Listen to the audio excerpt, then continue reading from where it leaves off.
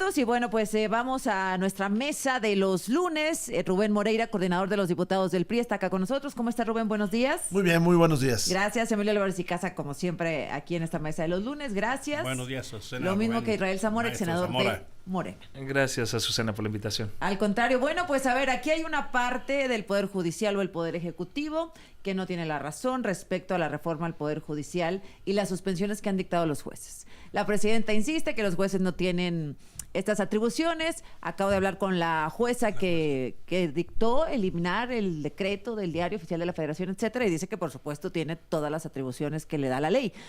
¿Quién miente? ¿Quién arranca, Rubén? ¿Quién miente? El problema es de origen. Se hace una reforma que no es de justicia, sino es para eliminar, al Poder Judicial que nosotros conocemos, y se hace sin consenso, sin expertos, sin testeos, sin pruebas piloto. Entonces tenemos enfrente un grave problema. Después de la reforma de 2010-2011, a mi juicio, el constituyente permanente tiene muchas limitantes. Una de ellas es que no puedes tocar la parte pétrea de la Constitución. Y en este sentido va pues la justicia, el derecho que todos tenemos a la justicia, la división de poderes, todo esto.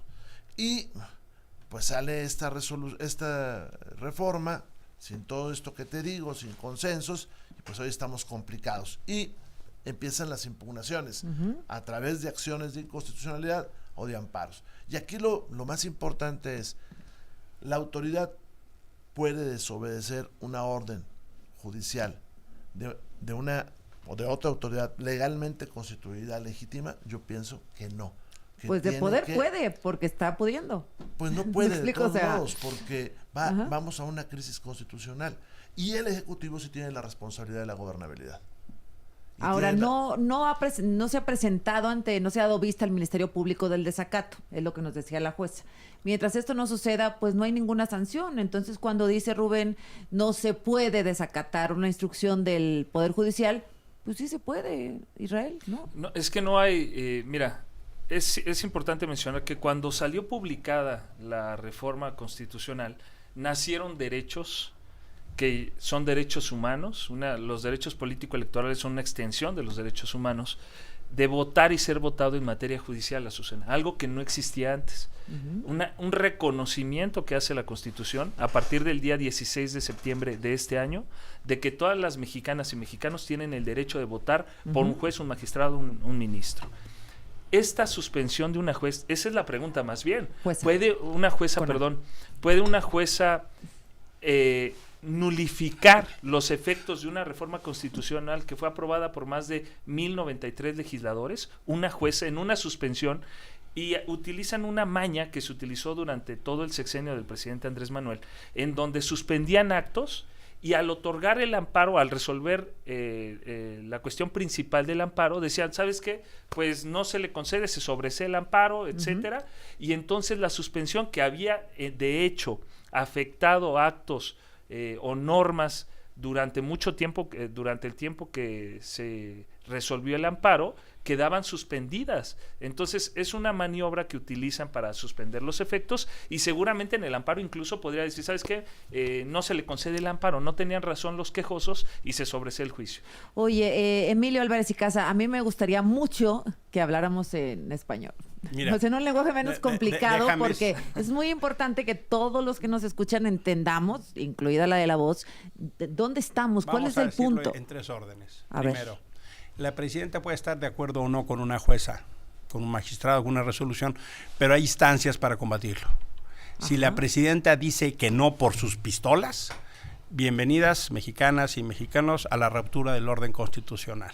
Segundo, todas aquellas personas de buena voluntad que tenían el beneficio de la duda, guárdelo en un cajón, ya se acabó. ¿Para la presidenta? Para la presidenta. ¿Así de plano? Pues sí, porque lo que ella está diciendo es que no va a cumplir la ley, solo la que le gusta. ¿Pero no está presionada un poco? Será presionada, pero ahora toca exigirle a quien es la presidenta, a quien está en el Palacio Nacional. Yo a ella me voy a referir, a nadie más. Y lo que está pasando es que ella está rompiendo el orden constitucional. Entonces, señoras, señores de buena voluntad, se acabó la duda, La señora no está dispuesta a cumplir la ley. Señores empresarios, señores inversionistas, señores que creen que hay duda, se acabó la duda. Tercero, que se ponga a amenazar una jueza de iniciarle un procedimiento en contra, lo que hace saber es que vamos a un México autoritario sin más límite que lo que la presidenta se le pegue la gana. ¿Coincides, Rubén, en que ya se terminó el beneficio de la duda por la presidenta Sheinbaum? ¿Se acabó? Bueno, el mensaje de no obedecer a un juez parece que sí, ¿no? Estamos en un momento difícil para el país. Bueno, ¿qué tal si mañana o pasado alguien va y presenta un amparo por otra situación y dice el poder, fíjate que no te obedezco porque yo tengo la voluntad popular? O sea, eso no es válido, ni siquiera pensarlo.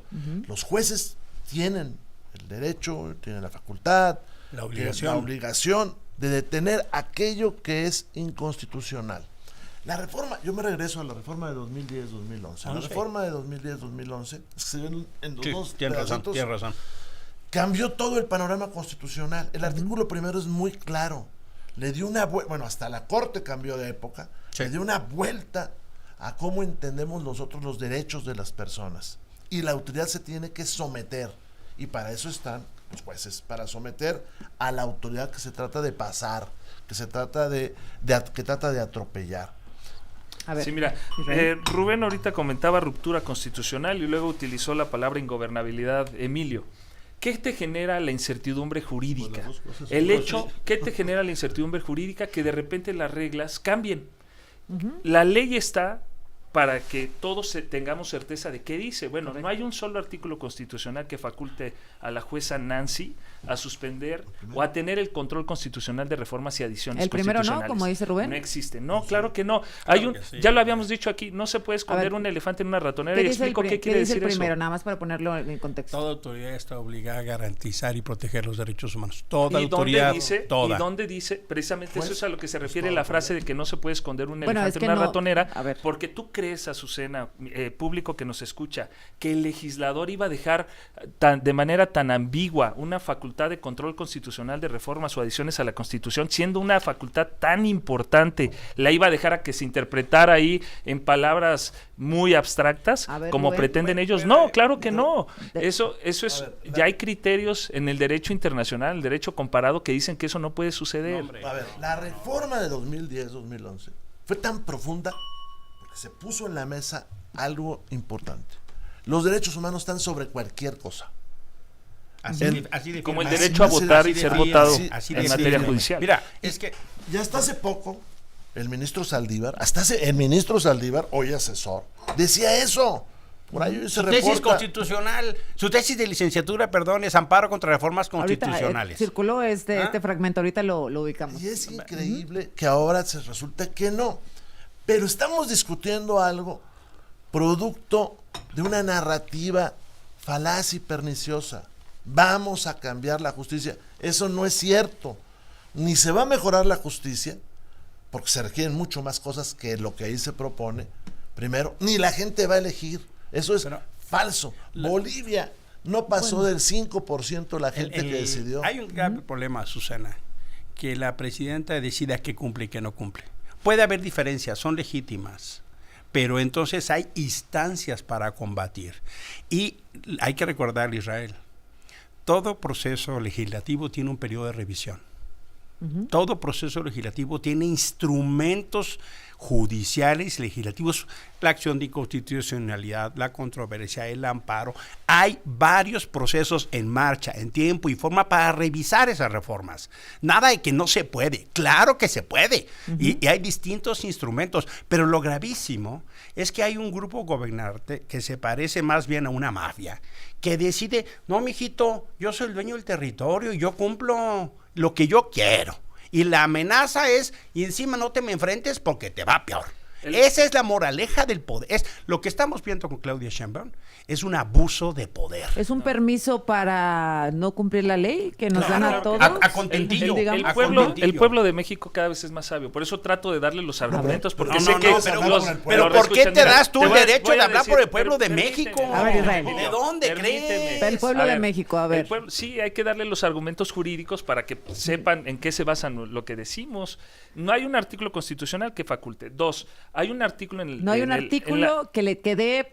facultades al juez de analizar las reformas o adiciones a la Llevamos 3 Constitución, como semanas es el diciéndole caso. a Israel, eso lo es hay, falso. ¿El primero? Ahora, ¿Ese es? Claro. Azucena, Y hay otros un más. artículo que es el 128 de la Ley de Amparo, que dice que para que proceda la suspensión deben de cumplirse 2 requisitos, que lo solicite el quejoso y el otro es que al otorgar la suspensión no se afecten disposiciones de orden público.